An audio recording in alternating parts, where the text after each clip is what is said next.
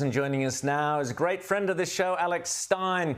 Alex, great to see you as always. The piano's there in the background. You're ready to give us a tune, but it's a very sad occasion. Normally you're here to give us a good laugh, but today is just horrific. The events of the death of Charlie Kirk, the assassination. You knew Charlie well. You spent time, more importantly, you spent a lot of time on these university campuses. That's where you go, you speak to people, you entertain and provoke. You're an amazing personality and the work you do. Who can fill Charlie Kirk's shoes, and what was Charlie like as a friend? Well, first of all, Rowan, nobody can fill Charlie Kirk's shoes. I mean, literally no one, because he had the ability to not only debate with grace and debate respectfully, he had a recall that was unlike anybody else. He was able to quote Bible scripture. He was able to quote, case studies. He literally had the mind of a computer. So nobody's going to be able to go to a college campus and perform and do the same thing that Charlie did. And of course, Charlie was so incredibly gracious, letting me, a crazy, edgy comedian, go and actually represent Turning Point, because that's what Charlie wanted. He wanted to defend the First Amendment more than anything. Freedom of speech was one of the most important things to him. And he was such a great guy. He let me go on these college campuses. He let me act crazy because he knew at the end of the day, the message that I was trying to, proclaim, and the same message that he was trying to proclaim, is that we need to get on these college campuses. We need to have civil discourse and talk things out. And, Charlie said it best: once we stopped talking, they turned to violence. And that's literally what happened. And, the guy was very prophetic in everything he said. Rita. He was the happy warrior, wasn't he? He was always so joyful. People would get in his face and just be ugly and scream all sorts of unhinged abuse at him. And he remained calm and polite throughout.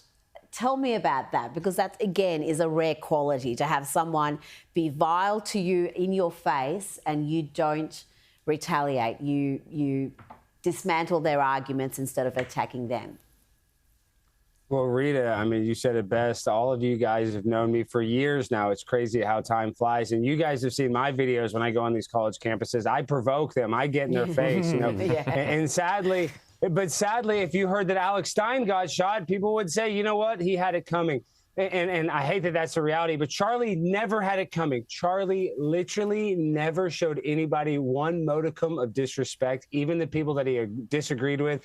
He was so respectful. So I don't know. I don't know how he had the ability to keep his cool like that. That's really a characteristic that I'm jealous that I don't have. And Charlie really was just an epic pro when it came to not taking the bait, especially in these debates. He was just the ultra smooth professional. And I think that is why Charlie Kirk was so successful, though, is that his bedside demeanor was that of a future president. And I have no doubt in my mind that if Charlie Kirk was still here and here in 10 to 20 years, he would be president of the United States. He was only 31. He achieved so much.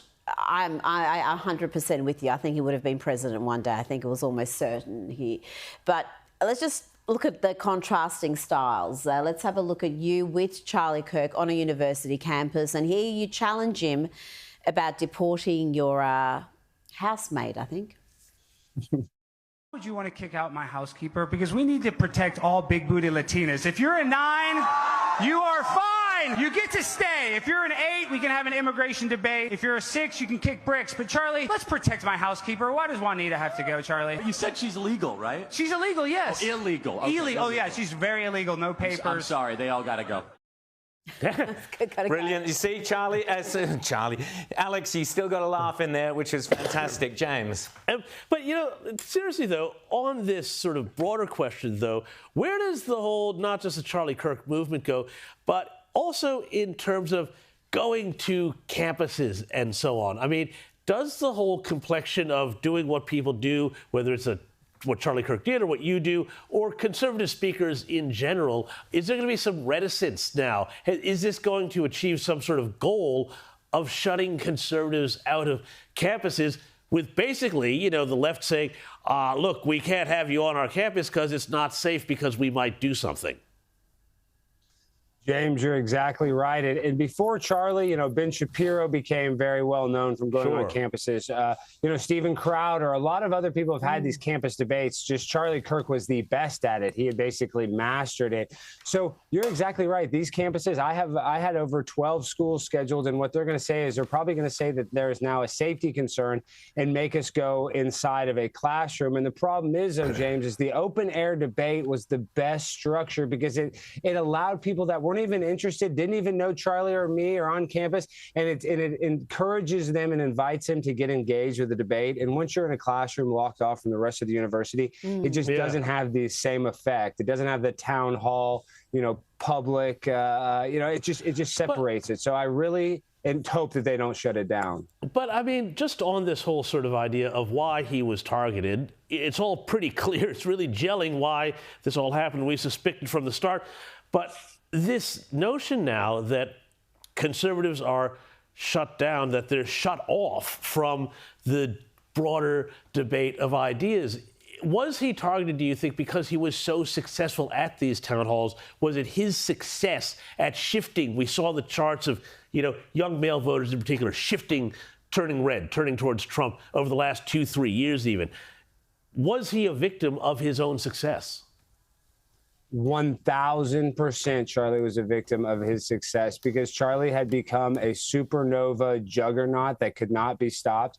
And so people were scared. People were mad. And really, Charlie, you see all these people that are celebrating his death. They're sick, ignorant people. But they didn't even understand what Charlie stood for. Charlie was a moderate guy. He really wanted to bring people together. He didn't want to divide people. And because he was actually good, because his message was actually, based on biblical standards, and he's a guy that actually cared about making the world a better place, that's why they had to take him out, because there's so many other people that go and, including myself, we have skeletons in our closet. There was no skeletons in Charlie Kirk's closet. And because he was so good and because he was so successful, that is why he was victimized in the ultimate way. So you're 100% correct, James.